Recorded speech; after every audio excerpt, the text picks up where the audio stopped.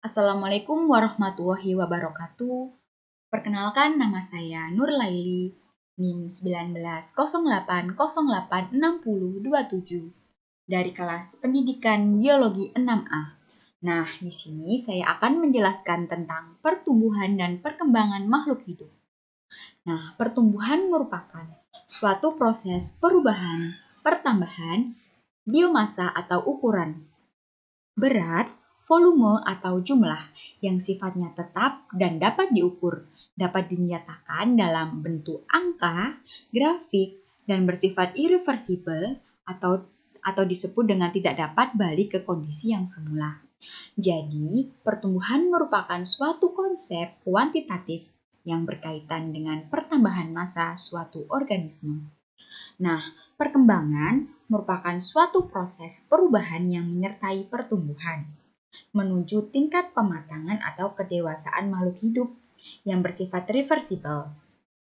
Proses perubahan secara berurutan adalah dari spesialisasi, diferensiasi sel atau perubahan struktur dan fungsi sel, histogenesis atau pembentukan jaringan, organogenesis atau pembentukan organ, dan gametogenesis atau pembentukan sel-sel kelamin. Nah, perkembangan ini merupakan suatu proses kualitatif yang tidak dapat diukur.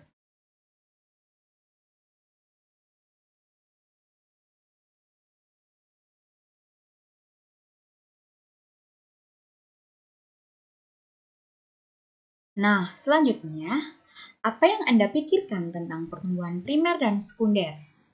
Nah, pertumbuhan primer itu merupakan pertumbuhan yang menyebabkan batang dan akar tumbuhan bertambah tinggi atau panjang karena adanya aktivitas dari meristem apikal. Dan yang dinamakan pertumbuhan sekunder itu merupakan pertumbuhan yang menyebabkan akar dan batang bertambah lebar. Pertumbuhan ini disebabkan adanya pembelahan pada jaringan meristem sekunder atau meristem lateral. Baik, slide selanjutnya yaitu pertumbuhan primer perkecambahan epigel. Nah, percambahan epigel ini merupakan tipe perkecambahan yang ditandai dengan terangkatnya keping biji kotiledon ke atas permukaan tanah. Hal ini terjadi karena daerah hipokotil ini lebih cepat tumbuh dibandingkan dengan daerah epikotilnya. Nah, hipokotil merupakan bagian batang yang berada di bawah kotiledon. Sedangkan epikotil ini merupakan bagian batang yang berada di atas kotiledon. Tipe perkecambahan ini banyak ditemukan pada tumbuhan dikotil, seperti kacang kedelai, kacang tanah, pepaya, kangkung, dan lainnya. Nah, dan ciri dari perkecambahan epigel ini saat tanaman tumbuh, kotiledonnya akan muncul di atas tanah. Slide selanjutnya yaitu perkecambahan hipogel. Nah, perkecambahan tipe hipogel ini merupakan tipe perkecambahan yang ditandai dengan tidak terangkatnya biji keping kotiledonnya ke atas permukaan tanah, melainkan tetap di dalam tanah. Nah, ini tetap di dalam tanah. Hal ini terjadi karena hipokotil lebih lambat pertumbuhannya dibandingkan dengan daerah epikotil. Tipe perkecambahan hipogel ini banyak ditemukan pada tumbuhan monokotil seperti kelapa, padi, jagung, dan lainnya. Slide selanjutnya yaitu pertumbuhan sekunder. Nah, pertumbuhan sekunder ini kan merupakan pertumbuhan yang disebabkan adanya pembelahan jaringan meristem sekunder atau meristem lateral. Nah, terlihat pada gambar ini terdapat jaringan kambium ya ini.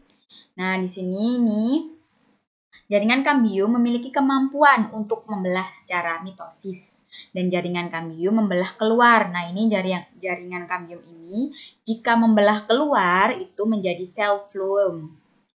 Dan bila ke dalam ini menjadi sel xilem serta membentuk lingkaran tahun. Nah, ini lingkaran tahun ya yang terdapat pada meristem sekunder.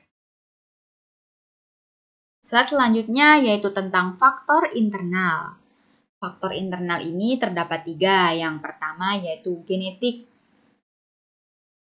Nah, di tumbuhan itu, di dalam setiap selnya itu terdapat satu set lengkap semua gen yang membentuk kode instruksi untuk suatu organisme. Nah, kode gen tersebut berperan dalam menentukan fungsi dan sifat dari tumbuhan tersebut.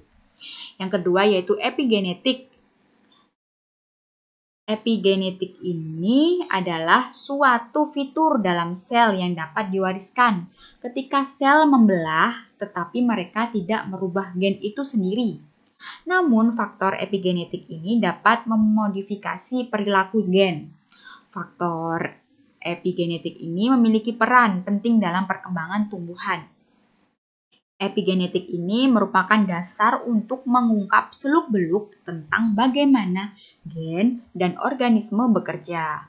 Nah, yang ketiga itu zat pengatur tumbuh. Atau zat pengatur tumbuh ini bisa disebut dengan hormon.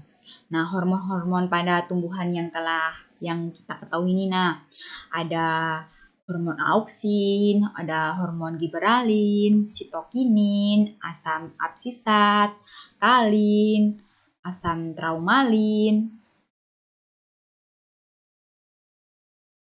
dan lainnya. Selanjutnya yaitu faktor eksternal. Yang pertama yaitu nutrisi. Nah, nutrisi ini merupakan sumber-sumber bagi tumbuhan berupa zat-zat organik yang berada di dalam tanah. Yang kedua yaitu air. Nah, air ini diperlukan tumbuhan dalam berbagai proses fisiologisnya. Dan tanpa air yang cukup, tumbuhan akan mengalami banyak gangguan. Yang ketiga yaitu cahaya. Nah, kualitas, intensitas, dan lamanya cahaya yang mengenai tumbuhan mempunyai pengaruh yang besar terhadap proses pertumbuhan pada tumbuhan tersebut. Yang keempat yaitu suhu. Nah, salah satu faktor yang mempengaruhi kerja enzim adalah suhu. Nah, suhu yang kurang atau yang tidak sesuai akan menyebabkan kerja enzim di dalam sel-sel berkurang atau kurang optimal. Selanjutnya yaitu kelembapan. Nah, kelembapan ini contohnya tanah. Nah, tanah yang lembab sangat cocok untuk pertumbuhan, terutama saat perkecambahan biji. Nah, hal ini karena tanah lembab menyediakan cukup air untuk mengaktifkan enzim dalam biji, serta melarutkan makanan dalam jaringan. Dan yang terakhir yaitu pH atau derajat keasaman. Hujan asam dapat menambahkan keasaman tanah.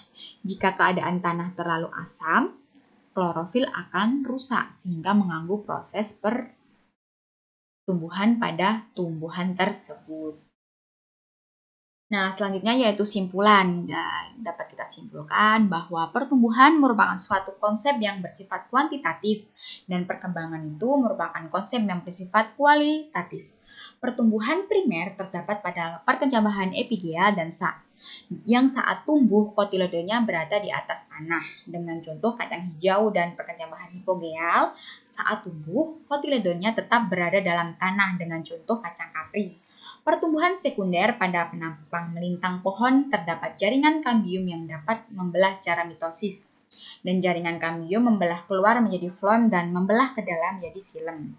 Dan faktor internalnya itu ada genetik, epigenetik, dan zat mengatur tumbuh. Dan faktor eksternalnya yaitu nutrisi, air, cahaya, suhu, dan kelembapan, serta pH. Baik, sekian materi yang dapat saya sampaikan. Kurang lebihnya saya mohon maaf.